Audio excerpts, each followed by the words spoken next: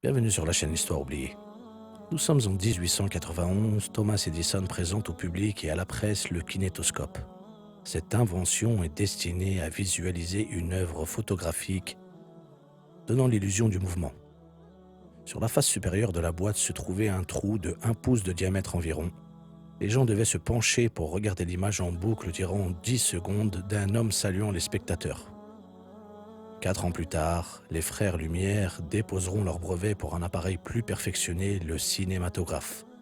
Ça sera le début de l'histoire du cinéma dans le monde. Et le personnage dont nous allons vous parler ne se serait jamais douté que ces découvertes donneraient naissance 9 siècles plus tard à l'appareil photo et la caméra. Je vous présente le père de l'optique moderne, le géant El-Hassan ibn al-Haytham, connu aussi de son nom sous la forme latinisée El-Hassan. Né à Bassora en 965, il grandit dans une ambiance où les assemblées de sciences en général et les bibliothèques étaient florissantes. Les débats, les discours étaient populaires et les chercheurs aimaient discuter des idées de manuscrits anciens récemment traduits. Il étudiera les mathématiques, la philosophie, la physiologie et la physique. À son époque, il va être l'un des premiers à promouvoir la méthode scientifique expérimentale. Pour lui, il ne suffisait pas de faire confiance aux écrits, mais de se fier aussi à sa logique et expérimenter pour être sûr de prouver l'hypothèse ou le principe de base. Car pour lui, chaque être humain était sujet à toutes sortes d'imperfections. Il répétera sans cesse durant sa vie: si apprendre la vérité est le but de l'homme de science, alors il est de son devoir de se faire l'ennemi de tout ce qu'il dit. Sa vision lui apportera une grande modernité dans sa conception de la science et ne tardera pas à se faire un nom. Il influencera 350 ans plus tard Roger Bacon, qui reprendra la même méthode d'analyse scientifique. Chaque année, l'Égypte était frappée par les inondations du Nil. Le calife de l'époque fit appel à Ibn al-Haytham pour maîtriser les eaux du fleuve. Il donnera comme solution la construction d'un barrage. Il entreprendra une expédition pour remonter jusqu'à la source du fleuve. Il se rendra compte que ce projet est impossible à réaliser et décidera de retourner au Caire.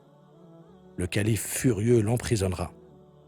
Ces 10 années enfermées réveilleront en lui le potentiel d'apporter un plus à l'humanité et va devenir celui qui va révolutionner le monde de l'optique.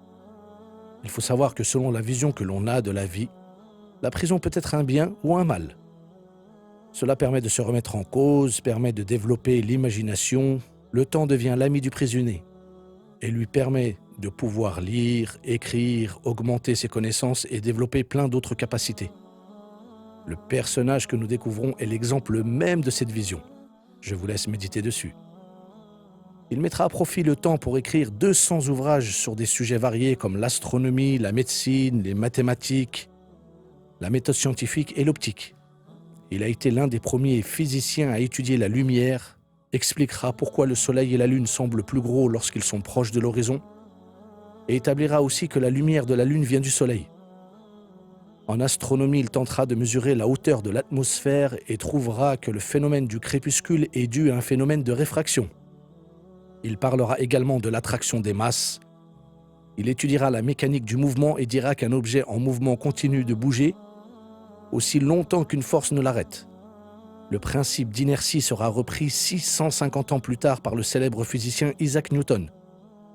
Une nuit, dans sa cellule alors qu'il avait la tête plongée dans ses recherches, il vit la lumière de la Lune rentrer par une ouverture dans le mur et reproduisant la forme des pyramides sur le mur opposé. Il comprit à ce moment précis le fonctionnement et le mécanisme exact de la vision de l'œil. Il reproduira l'expérience avec une boîte noire et de la lumière. Ça sera le début de la chambre noire qui sera utilisée pour l'invention du premier appareil photo en 1839 par le français Jacques Daguerre. Les premières caméras fonctionneront sur le même principe, permettant la formation d'une image inversée d'une scène sur un écran ou une toile. Il faut savoir que le terme caméra est issu du latin qui signifie chambre en français. Ibn Haytham achèvera en 1021, après 6 ans d'écriture, un livre extraordinaire. Sa description précise du fonctionnement de l'œil permettra aux sciences telles que l'ophtalmologie et la chirurgie de la rétine de prendre un essor considérable. L'ouvrage se nommera « Le traité d'optique », composé de 7 volumes puis complété par un 8e, le traité de la lumière. Il y formulera la loi de la réflexion et de la réfraction de la lumière dans cette œuvre d'art. Il sera premier à décrire l'œil comme un système optique et fut également le premier à illustrer l'anatomie de l'œil avec un diagramme. Il expliquera le grossissement optique, ce qui permettra l'invention bien plus tard des lunettes de vue, microscope et télescope.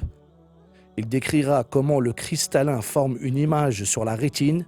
Cela facilitera l'invention des lentilles en 1280.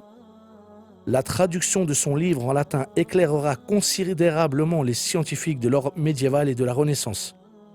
Ibn al-Haytham est jusqu'à aujourd'hui très estimé de la communauté scientifique. En 1935, l'Union astronomique internationale nommeront un cratère d'impact sur la face visible de la Lune à son nom. Le 7 février 1999, en son hommage, ils baptiseront un astéroïde de la ceinture principale d'astéroïdes, toujours à son nom. Le billet de 10 000 dinars irakiens aujourd'hui est à son effigie. L'année 2015 a été désignée par l'Organisation des Nations Unies l'année internationale de la lumière. Le lancement de la cérémonie a eu lieu au siège de l'UNESCO en France à Paris les 19 et 20 janvier 2015. Un grand hommage lui a été rendu et pendant le discours d'ouverture, ils diront de lui « C'est une formidable occasion pour l'institution de promouvoir l'immense héritage qu'a légué au monde le scientifique Ibn al-Haytham. Il ne fut autre que le père de l'optique moderne et le pionnier de la méthode expérimentale moderne. » Il quitta ce monde à l'âge de 75 ans, laissant derrière lui un trésor pour l'humanité.